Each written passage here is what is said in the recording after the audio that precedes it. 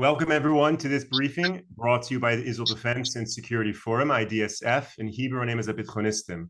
IDSF is the leading Israeli organization advocating for strong national security to guide the state of Israel. Thank you, of course, to all of our viewers and supporters for tuning into this briefing to allow us to bring you behind the headlines what is really happening in the war here in Israel. It's a great pleasure to be joined by the founder and chairman of IDSF, Brigadier General Amir Avivi. General, good to see you. Hi, Moshe. So there's a lot happening in this war, a lot of changes over the weekend. General, maybe we'll start with you just providing a general overview of what is happening right now. Yeah, so one of the big news that is being discussed is that Division 98 that has fought for many months in Khan Yunis is retreating out of Khan Yunis. And of course, people are asking why is that? What is happening? Is the war over? What's going on? I can assure everybody the war is not over. We haven't stopped fighting. The reason why Division 98 is pulling out of Khan Yunis is because the Khan Yunis brigade has been destroyed. The remaining terrorists scattered. Leaving the soldiers inside Khan Yunis will only endanger them from sporadic attacks.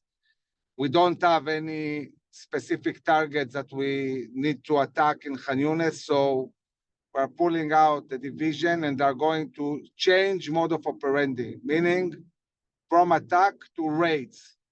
Basically, they will pull out, we'll wait to see whether terrorists regroup in different places, and then if they do, in a certain area, immediately we launch an attack like we did in Shifa.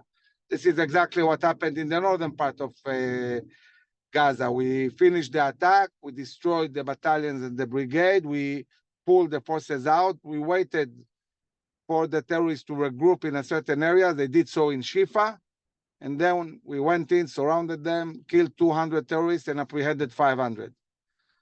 This is one reason why the division has pulled out. The second reason is we need to prepare the division for Rafah. The IDF has started preparing for the ground operation in Rafah.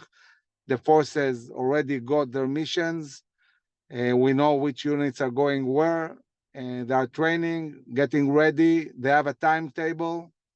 Everything is moving towards a ground incursion. And when we'll go into Rafah, and really take it over, this will be the end of Hamas as a governmental and military entity. So one thing can delay that, although, again, there is a timetable. Everybody knows what they need to do. Everybody is preparing. If there will be a hostage deal, obviously, that might change the timetable. This is the moment where really, I'm saying it from Hamas side, they need to decide whether they're fighting making their last stand in Rafah or buying some more time by a hostage deal. I think that they're supposed to understand that we're serious and we're going in. I don't know what Hamas will decide. I know that the delegation that went to the talks returned to Israel at the moment with no results. But having said that, I can say that the Minister of Defense announced that this is the right moment for a deal and we're willing to, make some concessions and so on. So it seems like Israel is really trying to push a deal, trying maybe also to appease the administration and try to show that we're really doing everything we can, and also to the Israeli society that part of it is demonstrating, saying that the government is not really doing everything possible to return the hostages. So it's a bit of a moment where it's not unclear what will happen, whether there'll be hostages or Rafah. One thing I can say for sure, the war hasn't stopped. We are getting ready to attack in Rafah. While the forces in the south are getting ready for Rafah, there is a very high alert all over Israel with the air defense and other capabilities to deal with a possible attack from Iran, a retaliation following the alleged attack Israel did in Syria, where Iranian general and some of its the advisors were killed. Iranians are threatening a lot. This attack obviously hurt them, humiliated them, and they are saying all the time that they will conduct an attack. We also have an understanding that they are serious about that, but we don't know exactly what they're planning.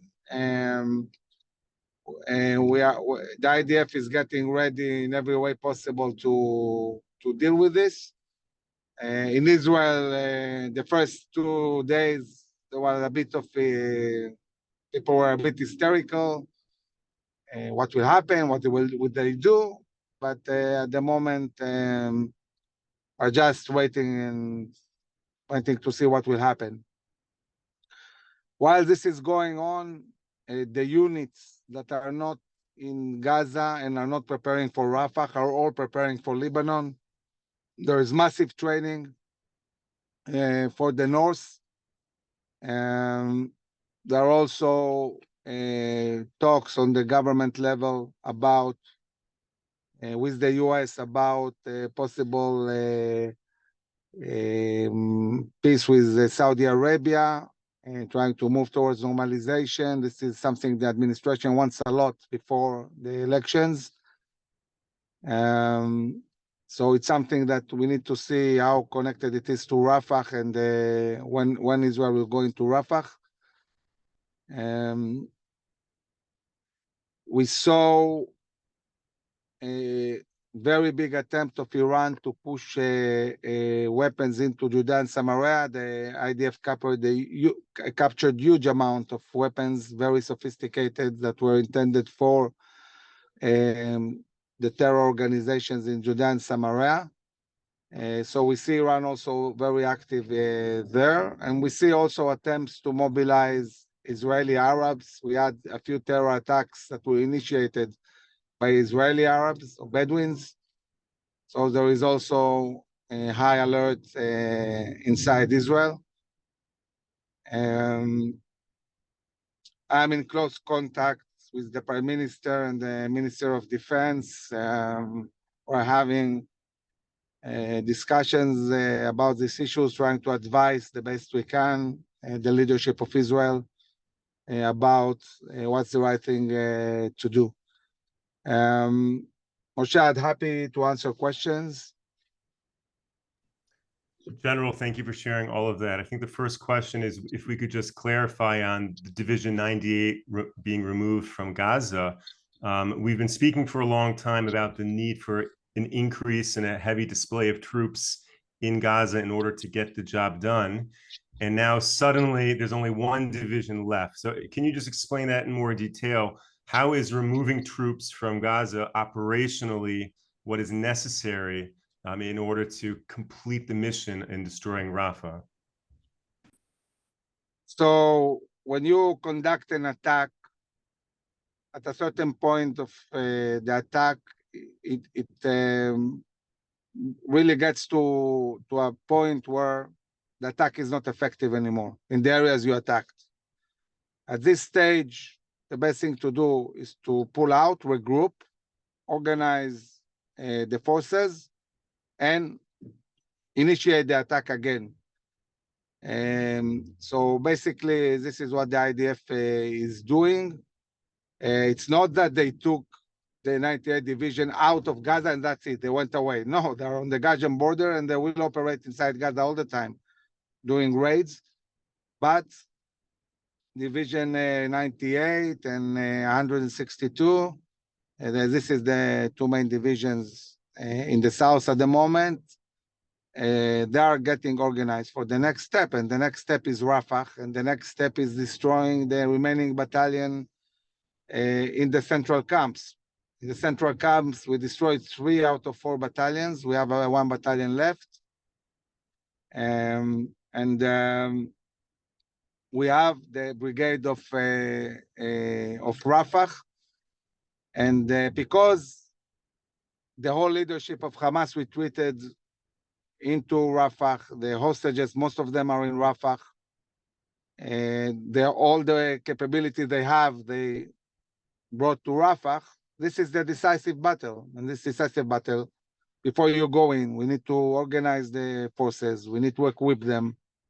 We need to take care of the APCs and the tanks. We need to give the soldiers a bit of rest. We need to debrief them. And following that, they'll go in and do the job. And also, one more thing that connects to the pulling out of Khan Yunis, we need to move the citizens, Palestinian citizens in Rafah to Khan Yunis.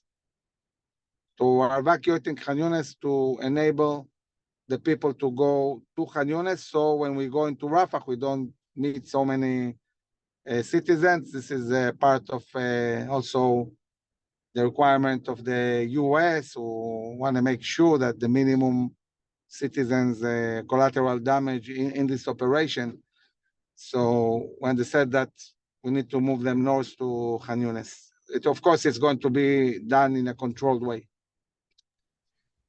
Now, the concern that Hamas terrorists will take control again of parts of Gaza, which were already cleaned up, are you able to compare the IDF's capacity to operate in Gaza now to, let's say, how they can operate in Judea and Samaria, in terms of how many troops are present and how they will maintain moving forward control, that Hamas doesn't retake what has already been taken in Gaza? So if we take, for example, the beginning of the ground incursion in the north part of Gaza, when we had to conquer the area, fight battalions and find the brigade. So at the beginning, the fighting was very, very slow. It took us months to move forward and take control of the northern part of Gaza.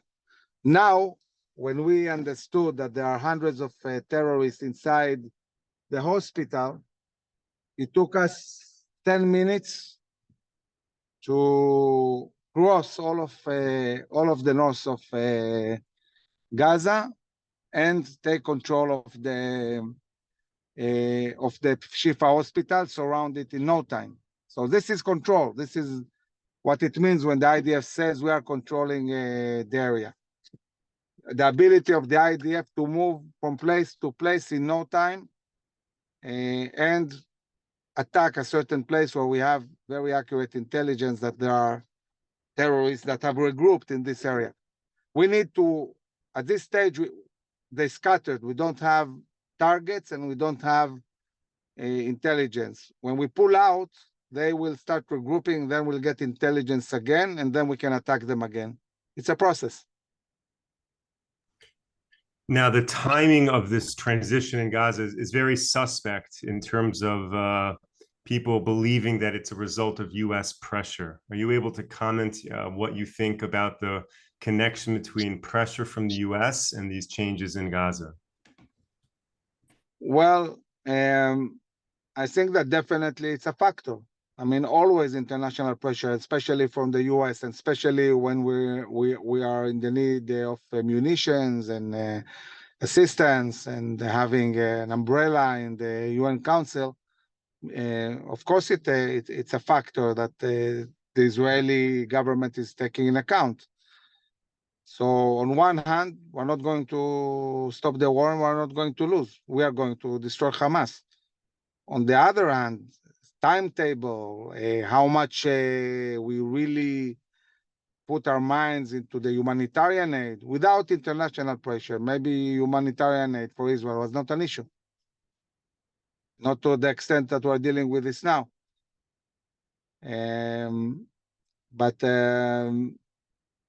So definitely we're looking at the concerns of the US. We are explaining our position.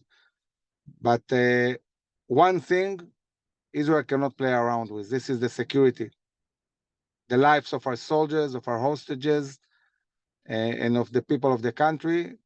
This is top priority. Even if we have a disagreement, we have to make sure that we do the right thing to defend the people. The Hamas operatives, terrorists in Gaza right now, what is their perception? What's going through their mind when they are seeing the IDF withdrawing? Is it empowering them to build up again? Well, maybe they are empowered, but for us it might, might work well, because if they don't take seriously and they think that we just withdrew, like happened in Shifa. In Shifa, they thought we're not going back. And we waited and let them go in. And then we killed 200 and arrested 500. I'm not worried really about what they think. And in terms of a hostage deal, are we closer to a deal right now, or are we moving further away from a deal if there's less pressure, so to speak, on Hamas? The more there will be military pressure, the more we'll be closer to a deal. So I would assume that if Hamas understand that Rafah is imminent, we're going in, maybe then there will be a deal. If not, then they won't be pressured. They might also, while we're operating in Rafah, they might ask for a deal. And then we'll see what we do. Thank you to all of the viewers who are sending in questions and have sent in questions before this briefing. It's very helpful and allows us to really discuss what is on everyone's mind. General, are you able to discuss some of the tensions and changes that's happening in the Middle East at large, for example, in Jordan right now, some of the unrest that's occurring and how that could affect Israel? Well, I don't think that Jordan is really affecting Israel now, but I think that the Jordanian government is really, really worried about the incitement. At the beginning, they were also helping the society being incited. Now they got scared because they saw that they're losing control of what is happening, and they saw that might backfire on them. So now the Jordanians are making arrests, they're trying to control what's going on. And also in Egypt, we see less rhetorics against Israel. We haven't heard anything from Jordan on Egypt against Israel because they are losing control of their own society. And as they lose control of their own societies, what does that do for Iran and Saudi Arabia in the region? Does that empower them, or does that give them less support? Well, the Iranians, on one hand, they feel empowered. They're sustaining a very long war against Israel. But the economy situation in Iran is terrible.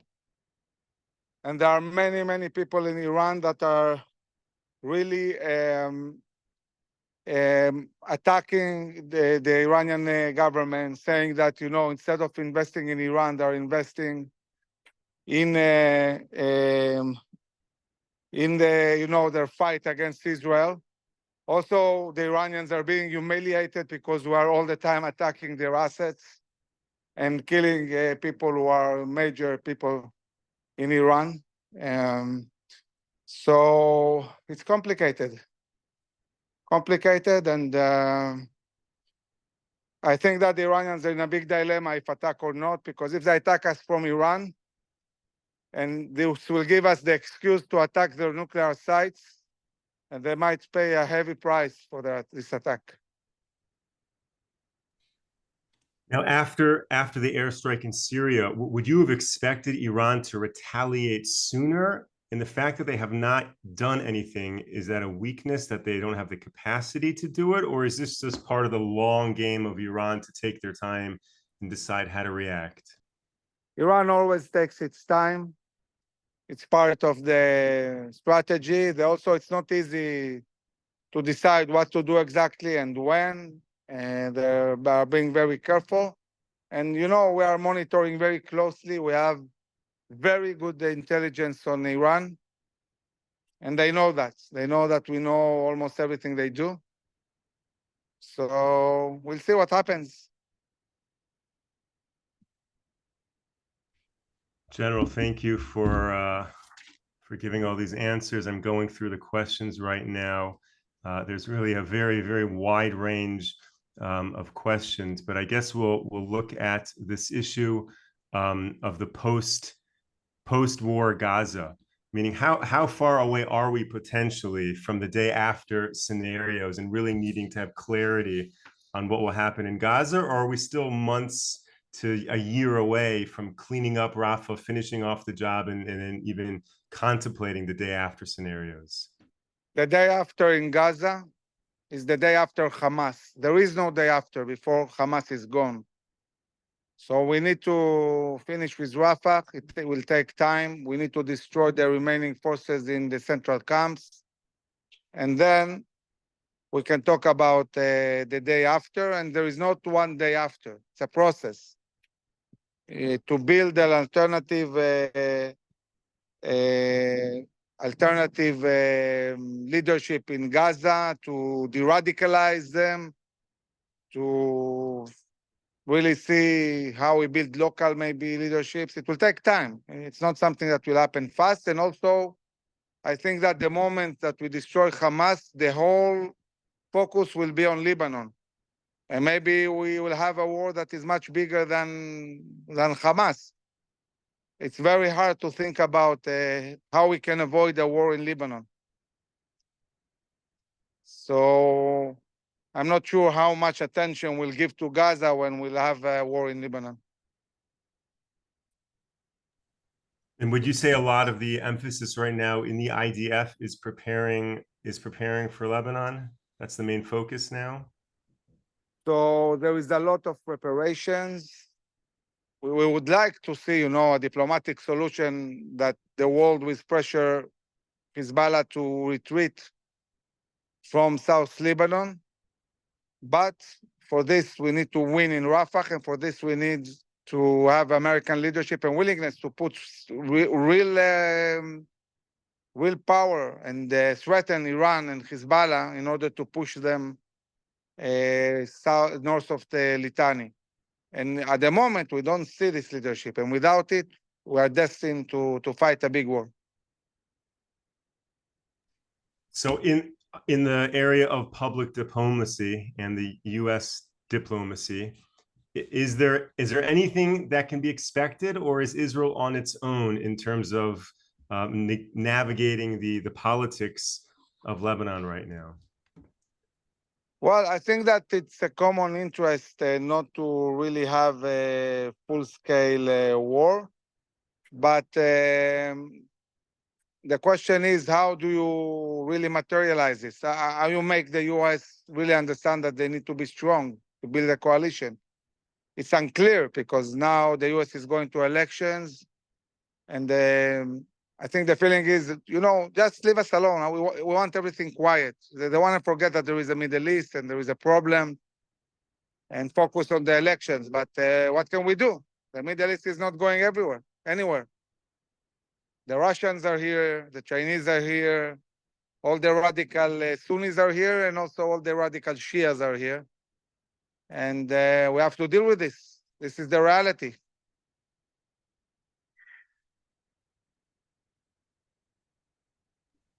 Let's go back to Gaza for a second. The humanitarian crisis, the starvation, all of the issues that we're hearing about in Gaza. First of all, to what extent is what the reports coming out, are they true? Are they being manipulated by Hamas? Is there a food shortage? And is Israel doing enough, or what it should be doing, in order to solve the humanitarian issues in Gaza? So Israel is bringing huge amount of humanitarian aid to Gaza. The issue is the distribution. Most of the time it's done okay and people are not starving or something like that.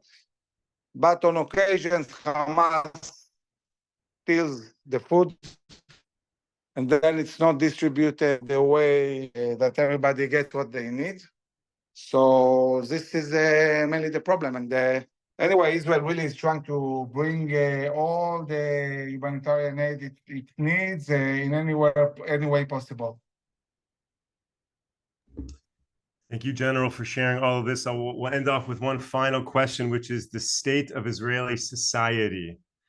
How are we doing here in Israel in terms of the Israeli citizens supporting this war effort and staying united together?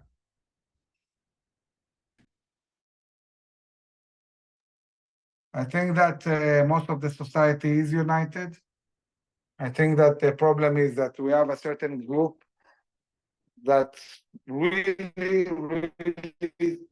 are focused. They want elections. They want it now. They're using any excuse they have to try to push it, whether it's the hostages or any other excuse. They're very well funded, but they represent, I think, a small part of the society. Most of the society is resolute and they want a win.